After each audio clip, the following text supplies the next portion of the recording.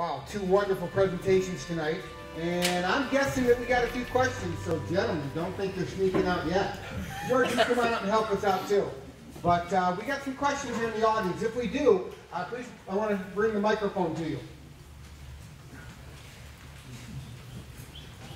Oh, the last couple of weeks you've been knocking us down with questions. You're kind of stymied tonight. You have comments, sir? Yeah, you mentioned that nearly 100,000 people starved, and could you talk about the impact on the civilian populations that happened? That because of just supply of food and basics, heat. I mean, those are never talked about, and I know that there was a lot of suffering that was not reported. One thing, I just read this last night. In the Greek occupation, the German soldiers demanded that restaurants, of course they stayed open, I mean life sort of went on, they demanded that full menus and full food, meat, cheese, drink, liquor, because everyone drank liquor constantly back then, everyone remembers. They demanded that the restaurants be fully stocked to serve German officers and soldiers, but the civilian population, I mean, near complete deprivation. You had to get stuff on the black market, and already Greece and Yugoslavia were suffering from the effects of the Great Depression, so low harvests, which is also not talked about. No, civilian populations became enormously emaciated. Probably we could check the transgenerational transfer of suffering with new genetic evidence. We could probably check it today that the children born during that time were born under severe maternal stress and deprivation. Yeah, it's enormous. Well, the other thing you have to remember is Hitler was stealing, quite literally, whatever the peasants were doing. Everything is going back to Germany. And very little is left back home.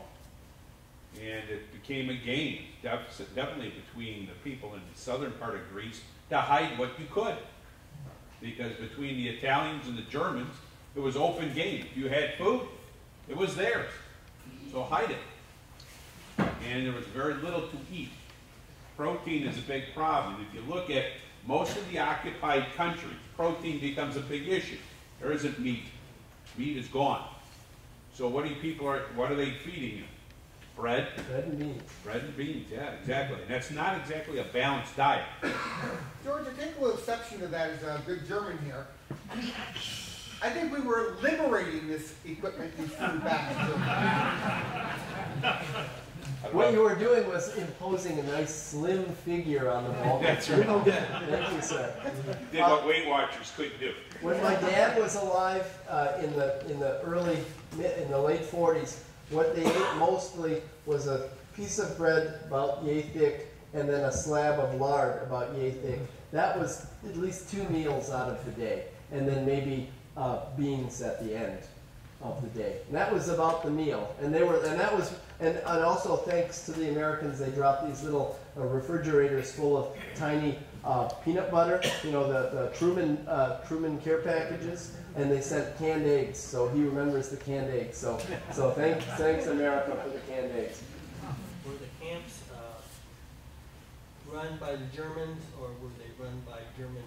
Yeah, Jasenovac in Croatia, all but run by Croatian Ustaše. Yeah, and it was actually modeled on a lot of the German camps. There was Jasenovac 1, 2, 3, and 4, but it was constructed like, it looked like some sort of caveman made it. It was not did not look like Auschwitz. It looked like boards pushed together, and it was the Ustaše had the prisoners construct Jasenovac. So it was mud and muck and just a mess. And it's commemorated in the U.S. Holocaust Memorial and by Yad Vashem in Israel. So. Good question? You mentioned that in the Italian occupied zones, the people were mostly safe. How are the other nationalities of people treated in these zones, like on a day-to-day basis? In the Italian zones, the thing is, even the Italians spoke like, ooh, big fascism, and a big part of fascism is racism. They were bad at the racism part, really. The worst Italian, what do you call it, massacres were of the Ethiopians.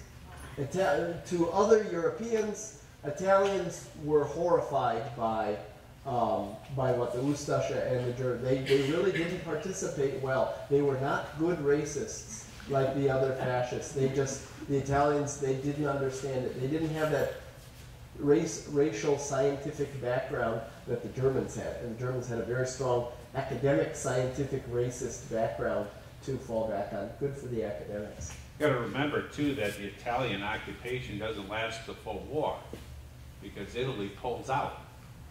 Remember, Mussolini falls. So these occupied zones, in many cases, either revert to German-occupied zones or to collaborators, like the Ustasha and others. And the collaborators were harder on their own people than they were, on anybody else.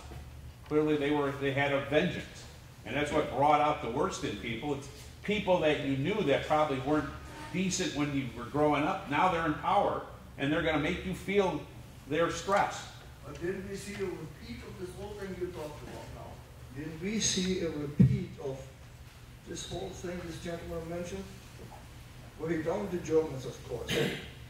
I don't think what you reported is all that accurate to begin with. Because I have family from Yugoslavia, they were Germans, and they got into concentration camps. That's true. How come you can mention that? I can only mention so much.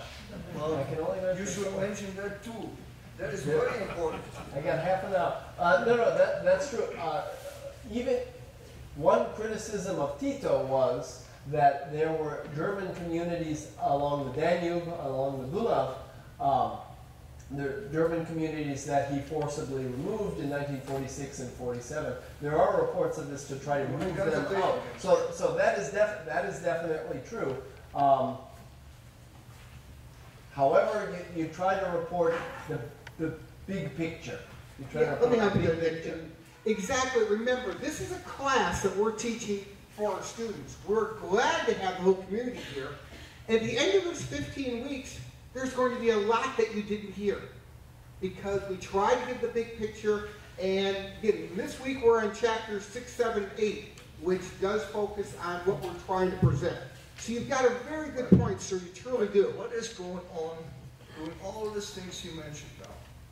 The German army must have been in Russia because I have a picture of Hitler and Mussolini right here at the front line where they met for the first time during World War II. The German Military Historic Research Institute didn't have this picture because the history books only said there had 3 meetings during World War II. And I could prove there was 4th meeting because I had a picture. And George, maybe you might comment on what we're going to talk about next week. Next week we're going to talk about Operation Barbarossa. We will talk about the planning that goes into why Hitler attacks Russia.